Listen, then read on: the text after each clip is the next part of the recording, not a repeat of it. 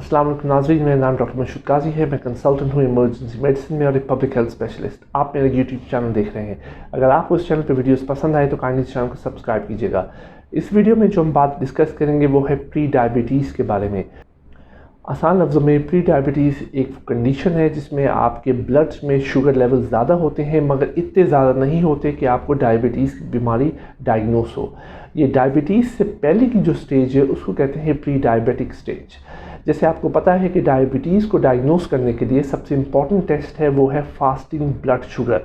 Fasting blood sugar जब कराते हैं जब कोई पेशेंट 8 से 10 घंटे बगैर कुछ खाए पिए रहता है, उसके बाद जो ब्लड टेस्ट करते हैं उसमें जो शुगर लेवल आते हैं उसकी बेसिस में हम डायग्नोस करते हैं कि पेशेंट को क्या पेशेंट को डायबिटीज़ है कि नहीं।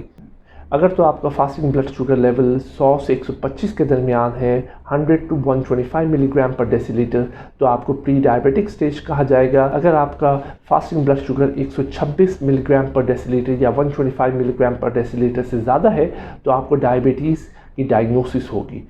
अब प्री डायबिटीज़ का एक बहुत इंपॉर्टेंट स्टेज इसलिए है क्योंकि अगर आपने प्री डायबिटिक स्टेज पे अपनी लाइफस्टाइल मॉडिफिकेशन कर ली, यानी अगर आपने एक्सरसाइज शुरू कर दी या फिर अपना वेट लॉस कर लिया या तो फिर आपने लो कार्बोहाइड्रेट डाइट इस्तेमाल की और फ्रेश फ्रूट्स और वेजिटेबल की तरफ आप गए, तो आपका pre diabetic stage most likely convert हो जाएगा नॉर्मल ब्लड शुगर लेवल में और आपको डायबिटीज़ नहीं हो पाएगी।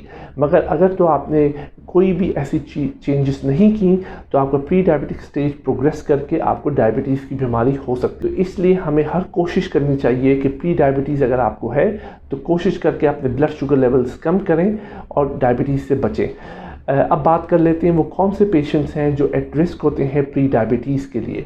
अगर तो आपकी एज 45 ईयर्स से ज़्यादा है, अगर आपको पॉलीसिस्टिक ओवरीज है या आपको हाई ब्लड प्रेशर या हाई कोलेस्ट्रॉल की बीमारी है तो आप एट रिस्क हैं प्री डायबिटीज़ के।